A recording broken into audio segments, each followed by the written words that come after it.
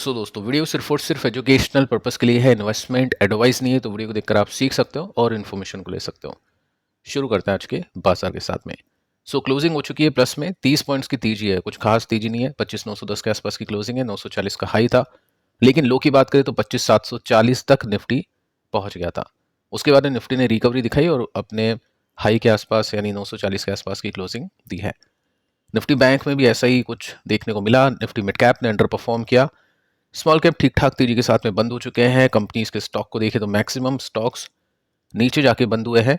Sectors को भी check कर लेते हैं तो आईटी ने अंडर परफॉर्म, मेटल ये सब नीचे आके बंद हो चुके हैं। सरकारी बैंक्स, फार्मा, एफएमसीजी और जो फाइनेंस है उन्होंने अच्छा किया है।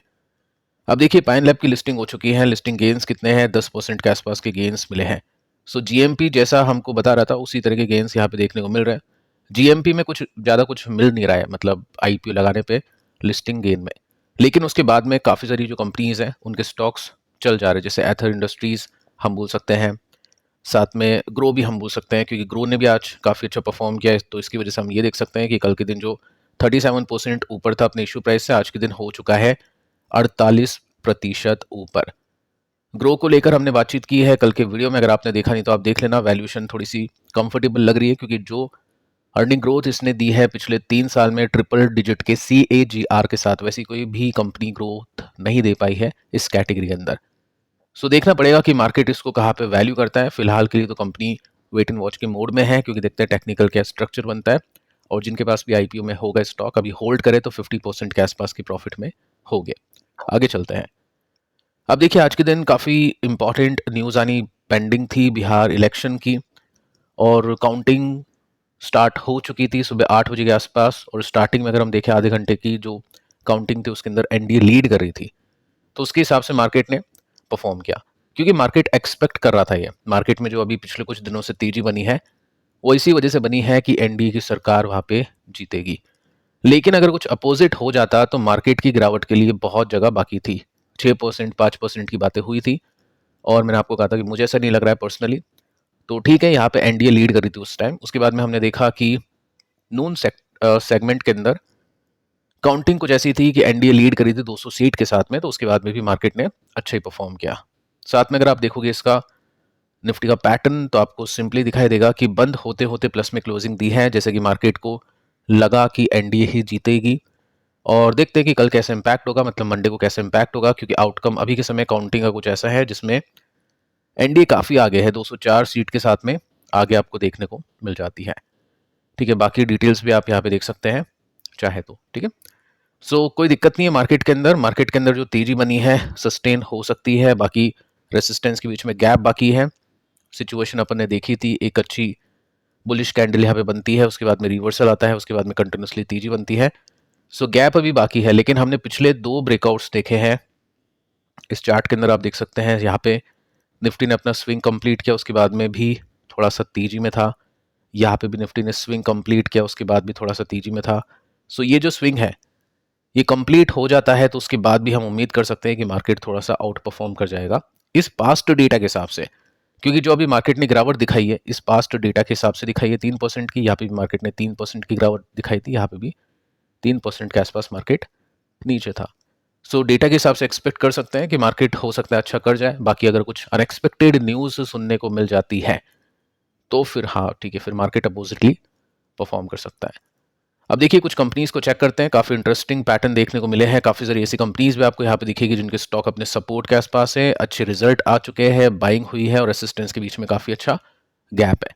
वैसी कंपनीज को रडार पे रखना चाहिए। मुथूट फाइनेंस 10% की तेजी, एक टाइम ऐसा था जो मैं आपको जैसे अभी बता रहा हूँ, ऐसी कुछ कंपनीज है जिनके स्टॉक सपोर्ट पे हैं, अच्छी अर्निंग्स आई है। मुथूट फाइनेंस के अंदर भी एक टाइम इसी तरह का पैटर्न बना हुआ था, जब स्टॉक तकरीबन तकरीबन 950 से 1000 रुपीज के आसपास का था। 1.5 लाख करोड़ का मार्केट कैप अभी इसका हो चुका है, 24 का पीए। इतना चला है स्टॉक। चार्ट आप देख सकते हैं, बहुत अच्छी तेजी मिल चुकी है। 950 1000 के आसपास का स्टॉक था, देखते देखते 4 गुना हो चुका है, 4 टाइम हो चुका है, 4000 पहुंचने की तैयारी है। और वैल्यूएशन अभी के समय भी कम है, यानी अट्रैक्टिव है, यहां से भी ऊपर जाने की पॉसिबिलिटी रखता है।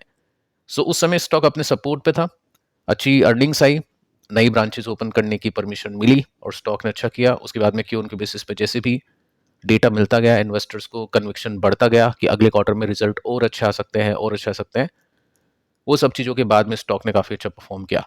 इस क्वार्टर की बात करें, जो अभी कुछ दिन पहले अपन ने रिजल्ट देखे थे, 88% के साथ में ग्रोथ मिली। अभी तक जितनी भी एनबीएफसीज के रिजल्ट आपने देखे, सबसे बेस्ट इसके आपको देखने को मिले होंगे, चाहे वो हाउसिंग फाइनेंस हो या कंज्यूमर फाइनेंस हो या गोल्ड फाइनेंस हो। अब मार्केट को ऐसा लग रहा है कि अगले क्वार्टर में भी अच्छे रिजल्ट इसके आ सकते हैं, क्योंकि मैनेजमेंट कमेंट्री अच्छी है। सो ऑब्वियस है, होल्ड करना यहाँ पे इन्वेस्टर्स की पसंद अभी बन चुकी है। काफ़ी लोग अभी भी बाइंग कर रहे हैं, तभी स्टॉक का प्राइस ऊपर है। सस्ता देखकर काफ़ी लोगों ने मनप्पुरम में भी इन्वेस्ट किया होगा। काफ़ी सारे क्वेश्चन आते थे उस समय, मैंने आपको बताया था कि कंपैरिजन अगर आप करोगे डेटा के हिसाब से तो मुथूट फाइनेंस बेटर आपको लगेगा। तो मुथूट फाइनेंस काफ़ी ऊपर जा चुका है, बट यहाँ पे कोई भी ग्रोथ नहीं है। सो टेक्निकल एंड फंडामेंटल का मिश्रण अगर आप बनाओगे, तब जाके आपको प्रॉफिट का आउटकम मिलेगा।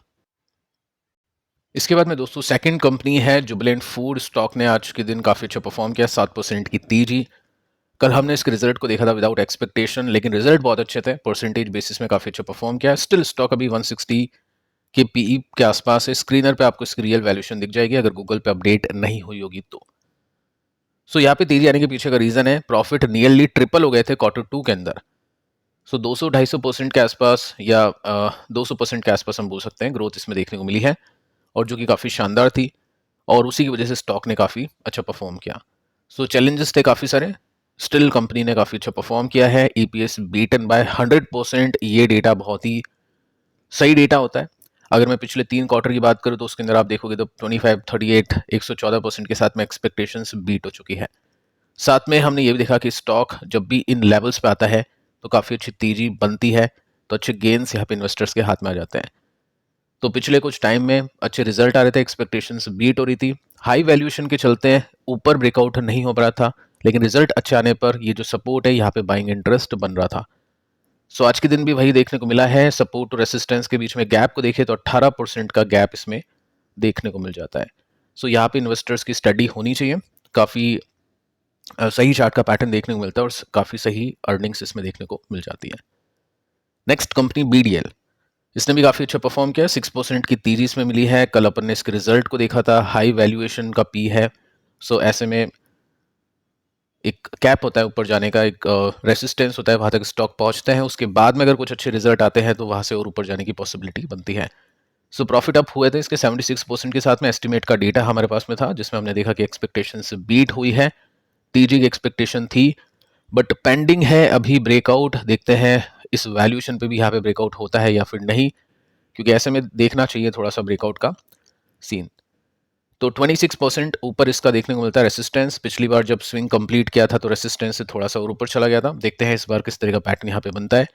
तो इसको भी आप अपनी स्टडी में रख सकते हैं। जिसके रिजल्ट अच्छा है, स्टॉक नीचे है और नीचे से ऊपर जाने की कोशिश करें, एक परफेक्ट पैटर्न होता है ट्रेडर इन्वेस्टर्स दोनों के लिए, तो उस कैटेगरी में हम इसको भी देख सकते हैं। इसके बाद में देखिए गार्डन रीच, इसने भी काफ़ी अच्छा परफॉर्म किया, 5 से लेकर 6% की तेजी, 53 का पी है इसका, 33,000 करोड़ का मार्केट कैप। Q2 के रिजल्ट इसके काफ़ी अच्छे थे, 42% के साथ में ग्रोथ इसमें देखने को मिली थी YoY बेसिस में। तो इसी की वजह से कंपनी का स्टॉक अभी अच्छा कर रहा है। सो फाइनली जिस चीज़ का वेट था वो हो चुका है पूरा। जो भी इन्वेस्टर्स इसमें रिवर्सल का वेट कर रहे थे वो यहाँ पे हो चुका है। जैसे हमने यहाँ पे देखा था एक रिवर्सल, उसके बाद में तेजी बनी। फिलहाल एक रिवर्सल यहाँ पे हो चुका है और गैप कितना है, 22% का गैप इसमें देखने को मिल जाता है। सो इसको भी एक कैटेगरी में रख सकते हैं जिसके रिजल्ट अच्छे हैं, स्टॉक डिस्काउंट पे है और अभी ऊपर जाने की कोशिश कर रहे हैं।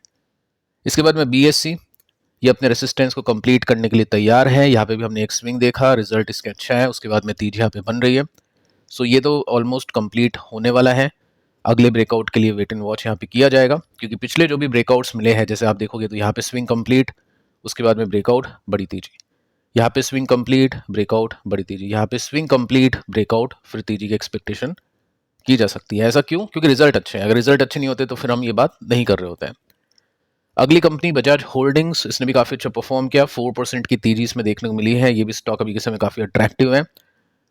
आपको मैं बता चुका हूँ इसके रिजल्ट अच्छे क्यों आए थे, जबकि बजाज फाइनेंस के शेयर्स इसके पास में है, बजाज फिनसर्व के शेयर्स इसके पास में है, बजाज ऑटोमोबाइल के शेयर्स इसके पास में है। तो बजाज होल्डिंग ने कैसे अच्छा परफॉर्म कर दिया जब ये कंपनी अच्छा नहीं कर पाई? तो देखिए, बजाज ऑटो का आइडिया नहीं है, वो अच्छा कर रहा है, लेकिन बजाज फाइनेंस और फिनसर्व के नंबर्स अच्छे नहीं थे।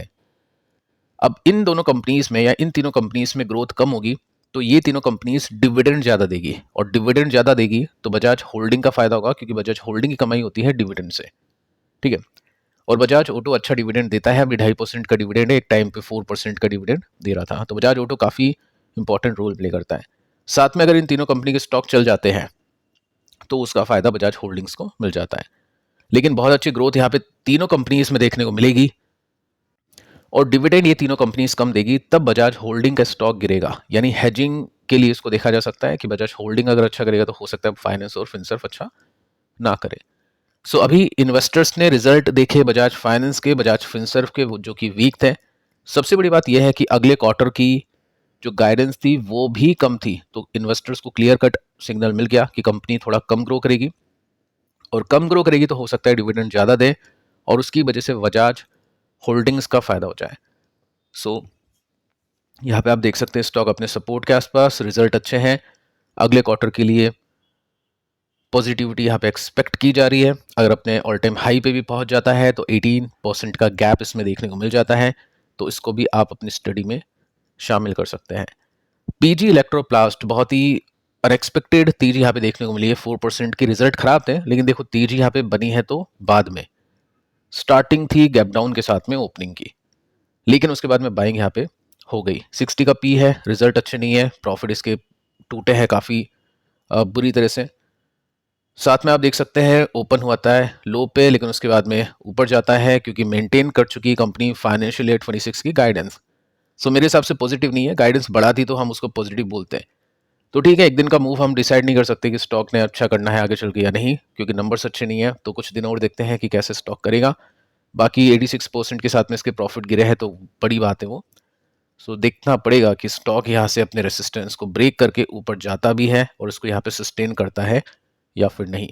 अगर कर भी दें तो फंडामेंटल्स हमने देखे कमज़ोर है, एक्सपेक्टेशंस मिस की है, टेक्निकल स्ट्रॉन्ग है, तो ये हो गई ये वाली कंपनी। एक दूसरी कंपनी भी अगर आपके हाथ में है आपकी स्टडी में, जिसके फंडामेंटल अच्छे हैं, रिजल्ट अच्छे हैं और टेक्निकल्स में भी अच्छा है, तो इसी कंपनी को चूज करेगा इन्वेस्टर। सो देखते हैं आगे चल के क्या होता है। बाकी अच्छी बात है जो भी इसमें इन्वेस्टेड है उनके लिए कि मार्केट ने इसको बहुत ही खराब रिएक्शन नहीं दिया, इतने खराब नंबर्स आने के बावजूद भी। सो फिलहाल दोस्तों इस वीडियो में इतना ही, पिछले दोनों वीडियोस पे आप देख लेना जो मैंने आपको कल दिए थे। मिलता है नेक्स्ट वीडियो में, तब तक के लिए बाय बाय।